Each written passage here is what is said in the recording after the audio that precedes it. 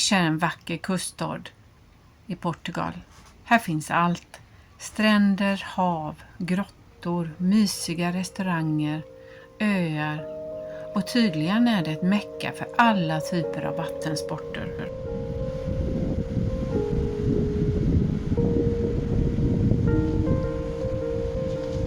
Många hamnar i Portugal stänger ner när det är de här sydliga vindarna, för det är farligt att angöra då. Men inte i Peniche, den är ganska bra hamn att ta sig in i. Men det var ändå ganska utsatt när det blåste.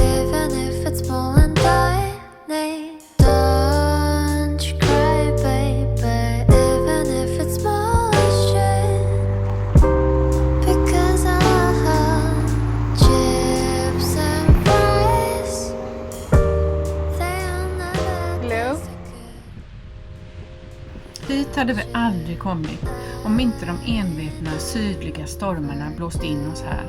Här var vi faktiskt inlåsta i 14 eller 15 dagar.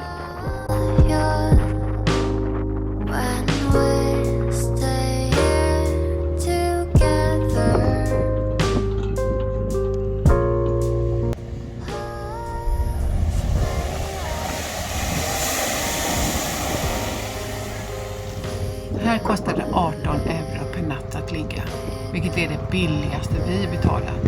Men vi förstår varför det är billigt, för det är ganska eftersatt i hamnen. Men det är helt okej ändå.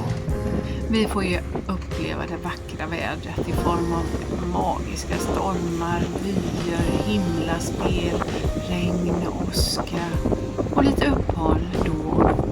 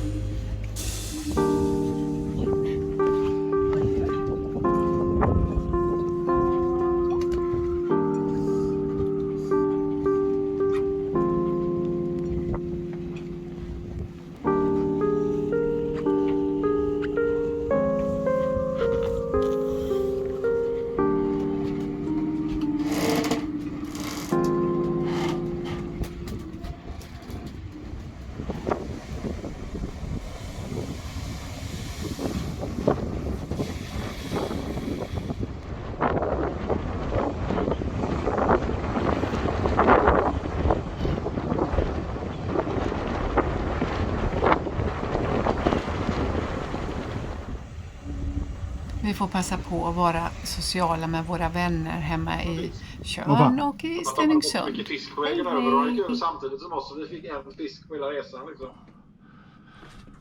Ja, vi får se. Tur och otur. Ja, jag är nog otursgubben. Men vad fan, någon jävla fisk. Sen ska vi ju vara på Kap Verde. Då kommer ju Hannes och hans tjej dit den 26 någonting. Ja. Och Krilles flygbiljett hem går den 27. Så vi har ju vissa grejer vi måste hålla liksom.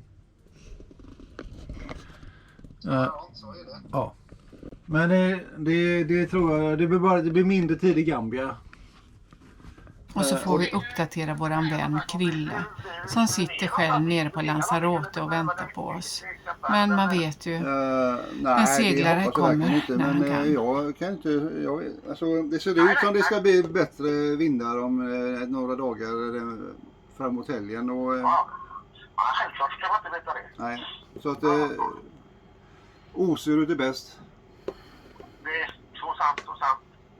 Så är det. Och vi vet alla det gamla uttrycket där sjöfart kommer som sagt när han kan. Ja. Vi har fel på vindmätaren så vår franska granne fick hjälpa till att veva upp Kjell.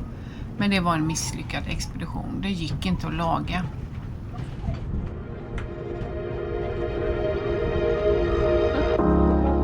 No, it's a griffon. Griffon. You have? Okay. They're bigger. Nej, det är fint. Sköter du det nu, Anita? Det är bra. Vi är fler båtar som ligger här och väntar in att det ska bli bättre väder. Och det blir lite trevligt. Vi blir bjudna på ettårskalas, vilket var jättemysigt på bryggan.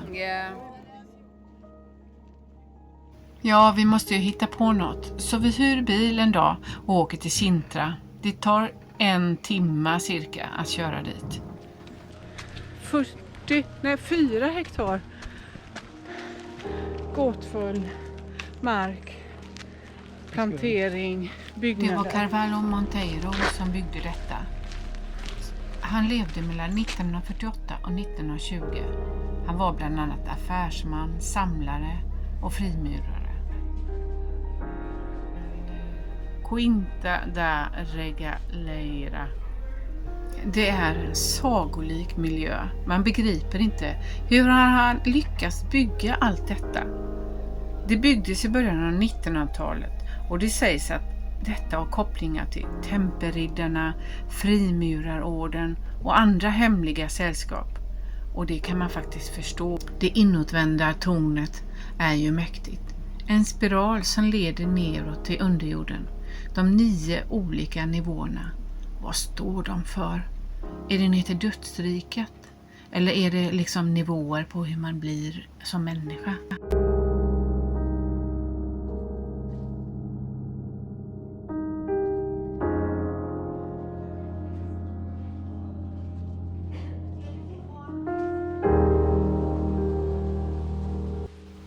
Var det Monteiros avsikt att uttrycka the total work of art? Eller att manifestera poesi i arkitekturen? Ja, jag vet inte. Men det kändes som att gå omkring i någons poetiska hjärna.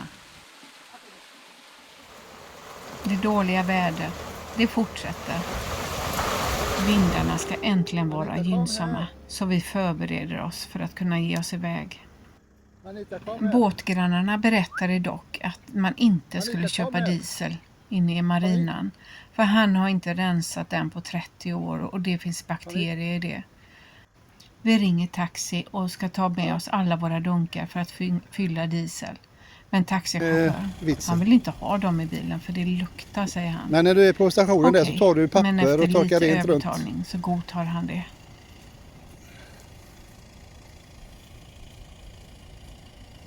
Kjell har dock legat i feber i 2 dagar. Men han tänker att det ska funka och ge sig iväg ändå.